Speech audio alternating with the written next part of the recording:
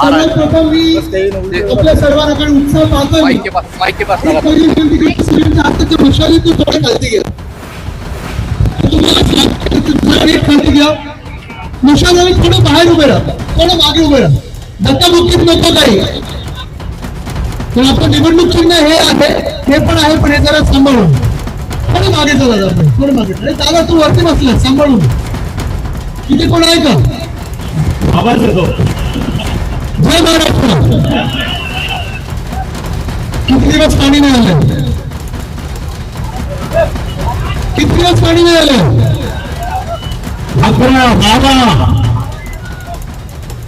मग ही परिस्थिती अशीच पाहिजे की बदल घडवायचा इथे तरुण किती आहेत तर हात वरती करा आणि तुम्ही नाही आता तुम्ही मला सांगा गेल्या 3 वर्षामध्ये आपल्या शहरामध्ये एक तरी चांगली नोकरीची संधी आली का आणि मग ही परिस्थिती अशी ठेवायची की बदल घडवायचा आपल्या शहरामध्ये जे तुम्ही डोक्यावर बसवलेले हे सत्ताधारी आहेत त्यांच्या हातात गेली 3 वर्ष 29 महानगरपालिका आहेत महाराष्ट्रातल्या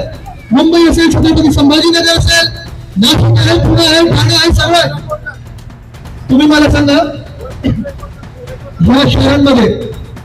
रस्ते सुधारले आहेत का पाण्याची परिस्थिती चांगली झाली आहे का इथे जे आपण पाहत होतो जे आपल्याला फुटपाथ करायचे होते सायकल ट्रॅक करायचे होते मोकळी मैदानं वाढवायची होती तरुणांसाठी नोकऱ्यांची संधी आणायची होती हे काही झालंय का मग ज्या कारणासाठी तुम्ही ह्या सरकारला निवडून दिलेला असाल ज्या कारणासाठी निवडणूक आयोगाच्या आशीर्वादाने हे जे काही महायुतीचं भूत आपल्या डोक्यावर बसवलेलं आहे हे सरकार पुढच्या काळात आपल्याला परवडणार आहे का परवडणार आहे किती आंदोलन आपण केले गेल्या 3 वर्षात मला आठवतं ह्याच मार्गावर आपण हंडा मोर्चा काढला होता शेतकऱ्यांसाठी लबाडानं पाणी आपण मोर्चा काढला होता शेतकऱ्यांसाठी कर्जमुक्तीसाठी मोर्चा काढला होता यांचे सगळ्यांचे जे तुमच्या इकडचे मंत्री आहेत पालकमंत्री असतील मस्त व्हिडिओ येतात बँकांमध्ये पैसे असतात हे पैसे तुमच्या हाती लागतात का हे पैसे ह्यांच्या स्वतःचे तरी आहेत का मग हे पैसे येतात कुठून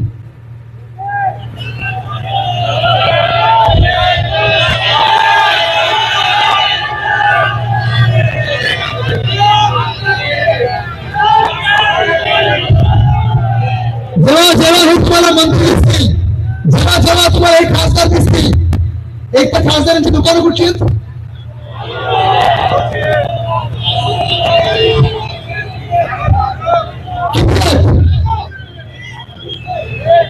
किती आहेत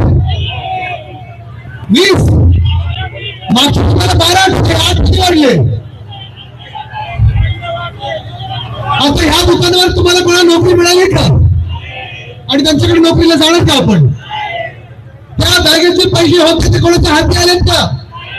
पण निवडणुकीच्या वेळी बरोबर कदाचित येतील तुम्ही हात लावणार आहात ही परिस्थिती आता बदलणं गरजेचं आहे मी एवढ्यासाठीच सांगत आहे कारण आपला प्रचार तो सुरू झालेला आहे मुंबईमध्ये तुम्ही पाहिलं असेल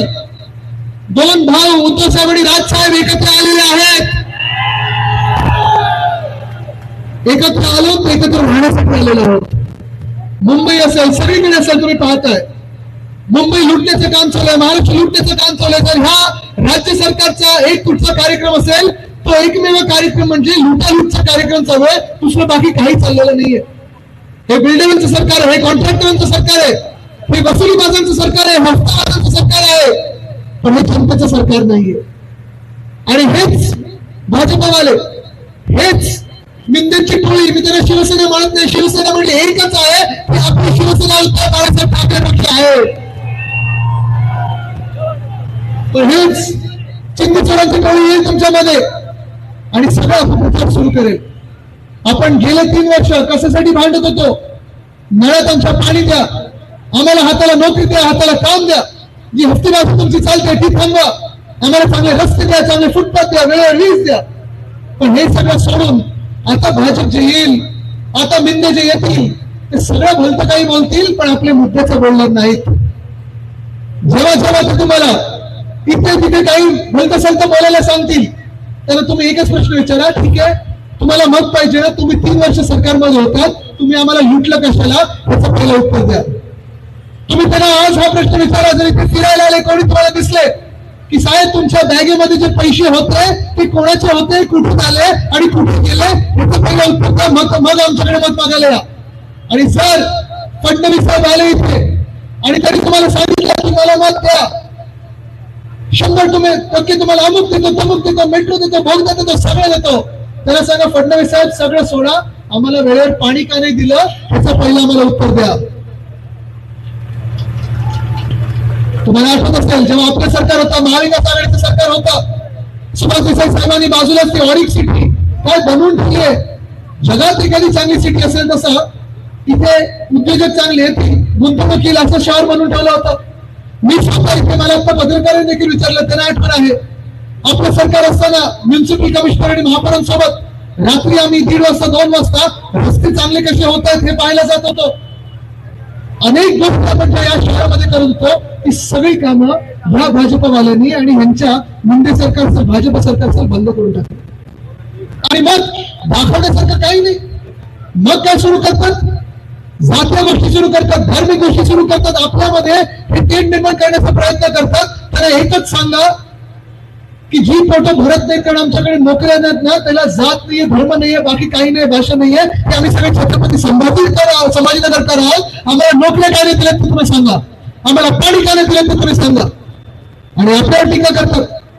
कोणीतरी आपल्यामध्ये प्रवेश केला म्हणून आपल्यावर टीका करतात. भाजपला पहिला प्रश्न जर विचारायचं कारण त्यांचं सुरू होतं, बांगलादेशी घुसले, रोहिंग्या घुसले, हिंदू मुस्लिम पण सुरू होतं. आज त्या भाजपवाल्यांना विचारा की पालघरमध्ये जे साधू हत्याकांड झालं त्याच्यातला प्रमुख आरोपी तुम्ही भाजपमध्ये का घेतला, ह्याचं पहिलं उत्तर द्या आणि मग आम्हाला धर्माचा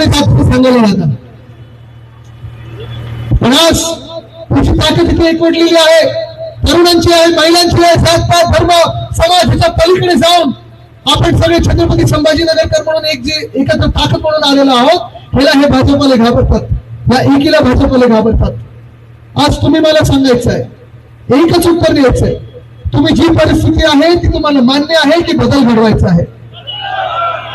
आणि बदल जर घडवायचा असेल तर बदल घडवण्याचं चिन्ह हे कुठचं आहे,